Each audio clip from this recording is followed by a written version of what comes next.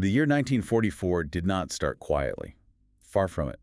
If 1943 was the year the Allies finally, wrestled back the initiative, then 1944 is the year that momentum became absolutely unstoppable. That's the perfect way to put it, an unstoppable force. The moment the clock struck midnight, it felt like World War II just accelerated dramatically. A frenzy of planning and preparation. Exactly. January 1944 marks the final countdown. Everyone, and I mean everyone on both sides, knew the largest cross-channel invasion in history, Operation Overlord, was coming. It was just a question of when and where. All eyes were on London. And this wasn't just about moving troops around, was it? We're talking about logistics, politics, and a hidden war of intelligence all coming to a head. On an unprecedented scale. And at the same time, you have to look at what was happening on the German side. The whole leadership structure was starting to fray at the seams. Right. Hitler was becoming more and more isolated. He was a recluse, rarely seen in public, increasingly making these irrational, almost mystical decisions. His grasp on the reality of the military situation was, let's just say it was loosening daily. So the men closest to him, the ones who had built their careers on his success, Goering, Himmler, Goebbels, they must have seen the writing on the wall. Privately, yes, they had to be confronting this terrifying idea that the Führer wasn't the great savior of Germany anymore. He was becoming a fatal liability. And that doubt, that poison, trickled down through the entire high command and made any kind of coherent strategy almost impossible. So our mission for this deep dive is to really get inside those first 3 critical months of 1944. We're going to unpack the military, political, and even the societal events that formed what we're calling the blueprint for victory. Connecting all those global threads directly to the groundwork being laid for D-Day. Okay, so to really understand the final plan for D-Day, we have to go back 2 years earlier to a colossal failure. Let's start with the long shadow of Operation Jubilee, the Dieppe Raid. Dieppe is absolutely crucial. You can't understand overlords without understanding Dieppe. It was, for lack of a better term, an incredibly expensive, bloody training exercise. This was August 1942. August 19th, to be exact. The Allies launched this smaller-scale raid on the heavily defended French port of Dieppe. It was about 5,000 troops, mostly Canadians, with some British, a handful of American Rangers, and some Free French forces. And the goal was what? To test the defenses? Pretty much. Test German defenses, see if they could hold a port for a short time, grab some intelligence, and, maybe boost morale back home. The outcome, though? It was a catastrophe, especially for the Canadians. A complete disaster from almost every angle. The element of surprise was lost almost immediately. The troops got bogged down on these steep shingle beaches under withering fire. It's just death trap. It was. The casualties were astronomical. We're talking thousands killed, wounded, or captured. All their specialized equipment, their tanks, all of it was just left burning on the beaches. They didn't achieve a single military objective. So how on earth does a failure that complete provide vital information? What were the lessons that made D-Day even possible? Well, first and foremost, they learned that a direct frontal assault on a heavily defended port was suicide. Absolutely suicidal. So for D-Day, they had to avoid the ports. Exactly. That meant landing on open beaches, which created a whole new problem. Yeah. How do you get supplies ashore? And that, right there, is the genesis of the Mulberry Harbors, the incredible artificial ports they literally towed across the channel. Wow. And what else? Second, specialized armor. The tanks at Dieppe couldn't get any traction on the shingle, so the need for engineering tanks, what became known as Hobart's funnies, flail tanks to clear mines, bridge-laying tanks, that became undeniable. And third, maybe the biggest lesson of all. You needed overwhelming air and naval bombardment before the first boot hit the sand. Dieppe had almost none of that. It's an incredible price to pay for a lesson plan. What was the German reaction to all this? I know Hitler publicly just mocked them. Oh, publicly, it was a massive propaganda win for him. He basically laughed, saying the British had the courtesy to cross the sea to offer the enemy a complete sample of their weapons. He painted it as totally amateurish. But behind closed doors, he wasn't so dismissive. Not at all. He was smart enough to see past the failure. He told his commanders, and this is a direct quote, "We must realize that we are not alone in learning from the lesson from Dieppe. We must reckon with a totally different method of attack and at a different place." He knew the next one would be bigger, smarter, and deadlier. The only question was where. And the consensus in the German high command, people like Gerd von Rundstedt, was Pas-de-Calais. It was the logical choice. Shortest crossing, closest to Germany, easiest to reinforce. It made perfect sense. But this is where the genius, the sheer strategic intuition of Erwin Rommel, the desert fox, comes into play. He didn't buy the Calais theory. He didn't. Rommel was put in charge of inspecting and improving the Atlantic Wall defenses, and he had this gut feeling that the Allies would go for Normandy. Why Normandy? What did he see that the others didn't? He looked at it from the Allied perspective. He knew they'd learned from Dieppe that they couldn't take a port. They needed wide open beaches for a massive dispersed landing force. And he correctly figured they would prioritize surprise over the shortest distance, land where defenses were lighter, build up your force quickly, and then take the ports from behind. And he didn't just sit on this theory.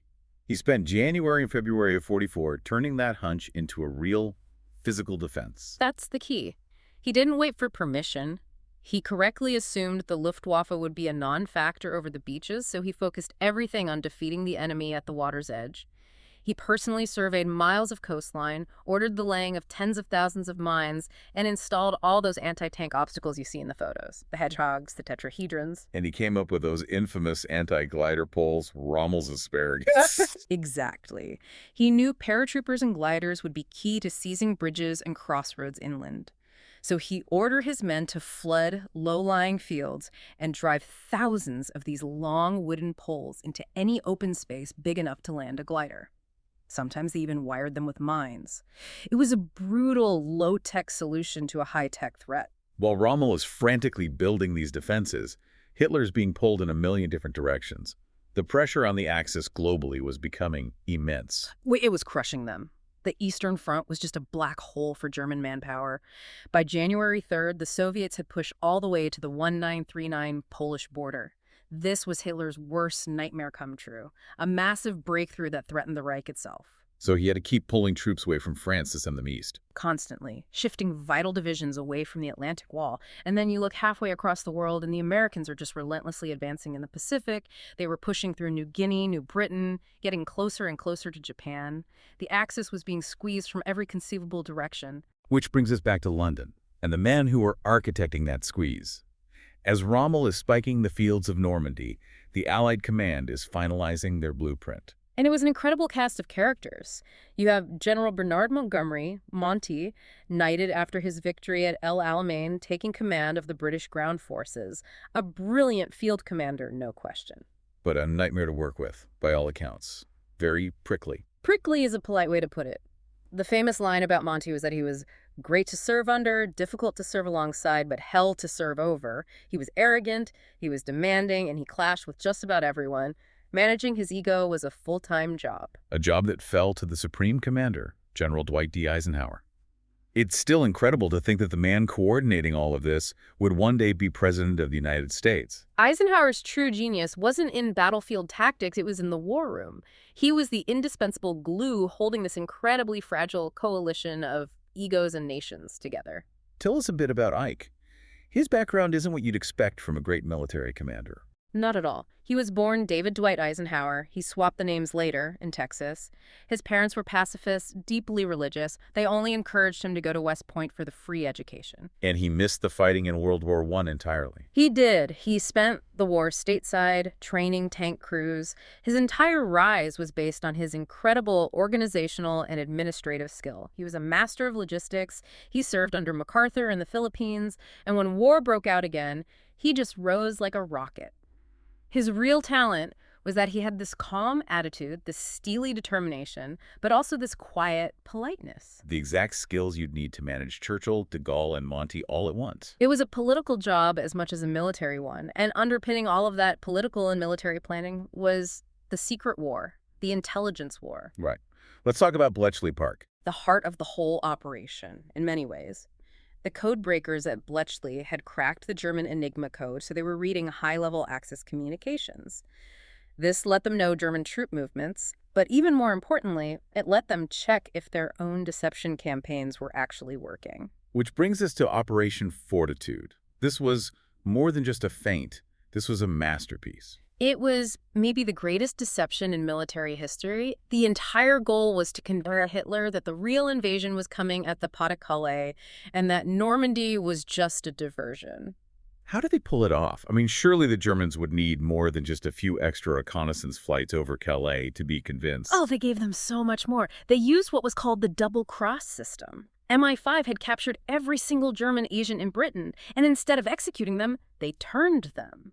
They used these double agents to feed a steady stream of completely fabricated but believable intelligence right back to German high command. And then they built the evidence to back it up. The Phantom Armies. The centerpiece was the first United States Army Group, or FUSAG, a completely fictitious army group stationed in the southeast of England, pointing right at Calais. Commanded by General George S. Patton. The perfect choice. The Germans knew Patton was aggressive, brilliant, and their most feared commander. So the Allies built dummy camps, fields full of inflatable rubber tanks and trucks, fake landing craft in the harbors. From a reconnaissance plane, it looked completely real. And they even faked the radio traffic. They did. They had entire teams of radio operators sending out fake messages, creating the electronic signature of a massive army preparing to attack. They even created a whole fictitious British 12th Army on paper, with its own divisions and call signs. It was an entire parallel reality. And because of Bletchley Park, they knew the Germans were buying it. Hook, line, and sinker. The intercepts confirmed that Hitler was obsessed with Calais. He kept his best troops, the 15th Army, guarding that spot, even weeks after the Normandy landings began, because he was convinced Normandy was just the feint. That one deception was probably the single greatest advantage the Allies had on D-Day. While all this deception is going on, they're also preparing the real battlefield by arming the resistance. That was Operation Carpetbagger, started on January 4th. C-47s flying out of Britain at night, dropping huge quantities of weapons, explosives, and supplies to resistance groups in France, Belgium, and Holland. The idea was that when the invasion began, these groups would rise up and sabotage railways, cut communication lines, and generally cause chaos behind the German lines. So the Allies are mastering deception. The Germans are trying their own version of psychological warfare. Right. The radio broadcast Germany Calling aimed at British and American civilians, trying to sow doubt and fear. And this is where the character Lord Haw-Haw comes in. Yes, a fictitious persona, but the most famous voice behind it was William Joyce, an American-born, Irish-raised fascist who had fled Britain for Germany. His message was always the same. Your leaders are betraying you, they're going to hand you over to the Soviets. He was playing on that deep-seated anti-communist fear. A pretty grim footnote to history. I know he was eventually caught and hanged for treason. He was. It's a bizarre legal case, actually. They convicted him based on his application for a British passport years earlier, arguing that even that lie made him beholden to the crown. A chilling end for a chilling character. Now, it's so important to remember that while all this planning for Overlord is happening, brutal, grinding battles are still being fought elsewhere.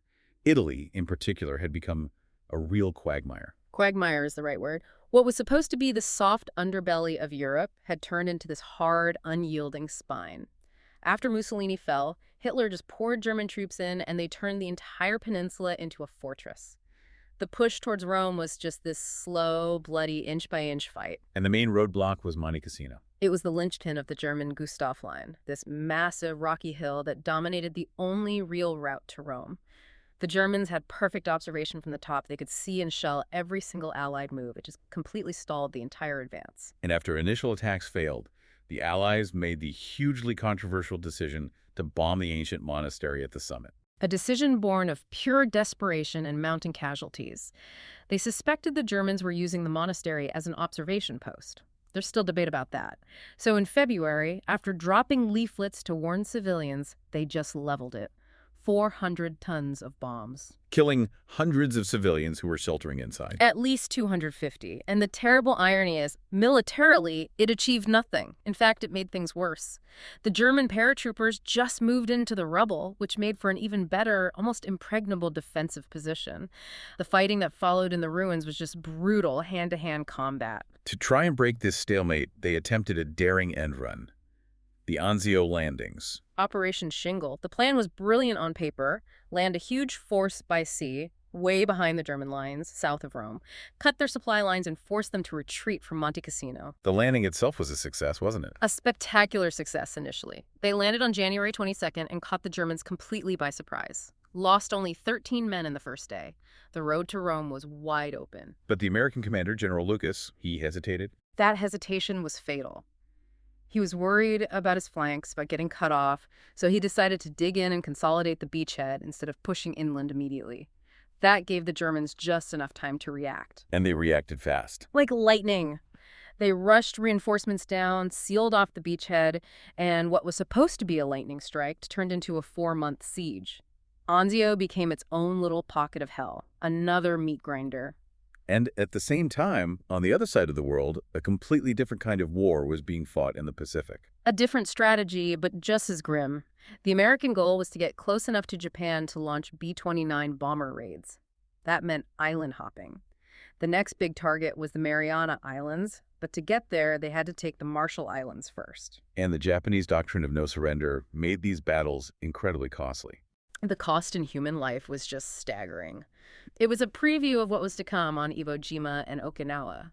The Americans landed on February 1st, and the resistance was fanatical. On one island, Kwajalein Atoll, out of nearly 8,000 Japanese defenders, something like 7,800 were killed. They simply would not surrender. And the brutality extended to the sea as well. The Japanese were committing atrocities against survivors of sunken ships. Yes, it was becoming a horrifyingly common practice, machine gunning sailors clinging to life rafts. It was a total disregard for any established rules of war, and it fueled this incredible animosity in the Pacific theater. It was a war with very little quarter given on either side. All of this, the planning in London, the fighting in Italy and the Pacific, it all demanded this total commitment from the home front. Let's talk about what life was like in Britain in early 1944. By 1944, war was just life. It wasn't an emergency anymore. It was the daily routine. The government was involved in everything. The Dig for Victory campaigns were everywhere, but rationing was the defining experience. And the list of ration items was just endless by this point. Oh, absolutely. Bacon, butter, sugar, meat, tea, jam, cheese, eggs, all the basics. The Ministry of Food became this huge part of everyone's life, telling you how to make meals out of scraps, reassuring you that you were actually healthier than ever. I've had stories about some of the substitutes they tried. Whale meat. Whale meat was a famous one. It wasn't on the rations, so you could get it, but apparently it was just awful. Incredibly strong and fishy. Even the ministry's cleverest cooks couldn't really make it palatable. It just shows how desperate things could get. But there were some strange loopholes, right? Like restaurants weren't rationed. That was the big one, and it created this sort of social divide. If you had the money, you could eat out and bypass your ration book. By late 44, something like 9% of all food in Britain was eaten in restaurants. So the government stepped in to level the playing field. They created the British restaurants, state-run canteens where you could get a plain, wholesome 3-course meal for under $1. And they passed laws limiting what even fancy London restaurants could charge a 5 shilling maximum for 3 courses. Total government control to maintain morale and a sense of fairness. And that control extended to what people wore. Of course. Utility clothing. Everything was made with minimal fabric. No frills, no turn-ups on trousers, and for women, the lack of nylon stockings was a big deal. That's where you get that famous story of them painting their legs with gravy browning and drawing a line up the back with an eyebrow pencil to create the illusion of a seam. Into this world of make, do, and mend arrived the Americans, the GIs. The GI phenomenon, government issue. They started arriving in 42, but by early 44, there were just waves of them, and they brought with them a world of unimaginable luxury. Nylon stockings, chocolate bars, chewing gum, cigarettes. They were well paid, they were confident, and they were an instant hit. Which, understandably, caused a lot of tension. Massive tension. For British men, many of whom were older or in poor health or in reserved occupations, it was tough. They couldn't compete. That's where the famous phrase comes from. The Americans were overpaid, oversexed, and over here. And with 1.5 million GIs stationed in Britain, it led to a real social upheaval, the GI bride crisis. It really was a crisis. Over 15,000 British girls married GIs in 1944 alone. For many, it was a dream of a better life in America, but the reality was often a harsh wake-up call.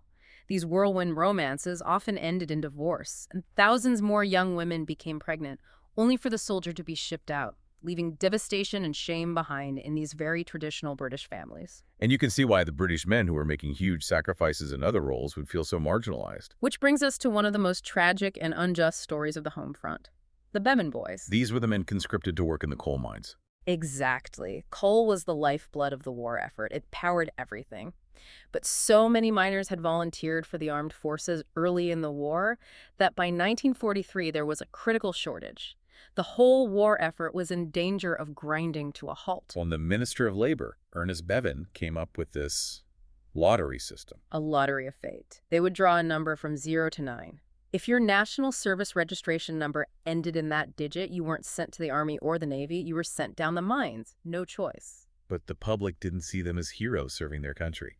That's the tragedy. They saw them as cowards. They were often mistaken for conscientious objectors, for draft dodgers. They were shunned in their communities, refused service in pubs, called names. All while doing this incredibly dangerous vital work.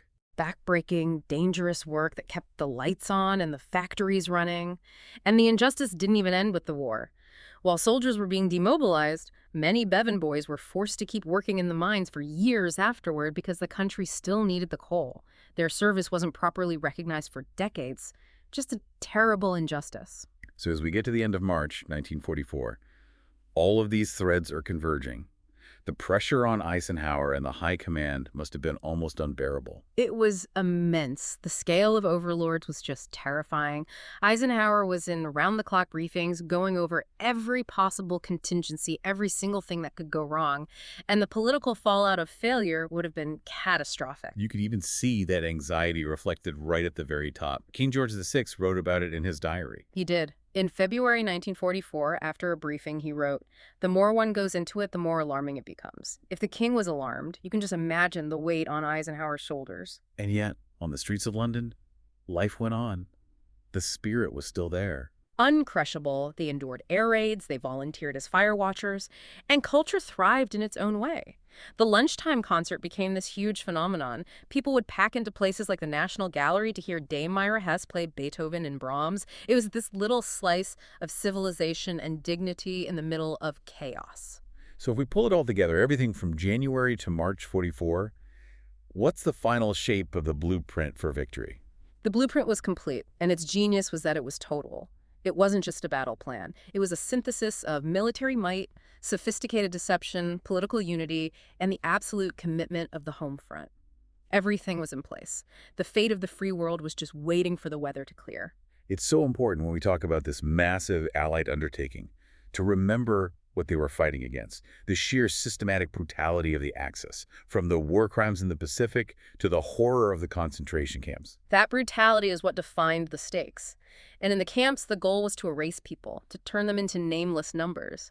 But even in the darkest places, you find these small acts of defiance. Like the story of the clerk at Dachau. An incredible story. On February 22nd, 1944, 31 Soviet prisoners of war were executed at Dachau. And a clerk, someone working inside the camp system, took the immense personal risk of recording every single one of their names. Giving them back their identity. Giving them back their dignity, ensuring they wouldn't just be nameless victims. It was this tiny act of courage that preserved the truth and provided evidence for the future. It's a powerful reminder that even when everything seems lost, the human spirit can endure. The calm before the storm was here, but the moral lines of the world to come were already being drawn. That is a remarkable note to end on. It brings the massive scale of the war right down to the level of individual conscience. What a dense, critical, and foundational 3 months this was, laying the groundwork for everything that followed. If you enjoyed this detailed look into the January to March 1944 blueprint for victory and want to support the ongoing research and storytelling that goes into these deep dives, please consider purchasing some of our War Stories merch. You can find the shop link right in the description below. Thank you for joining us for this deep dive. We'll see you next time.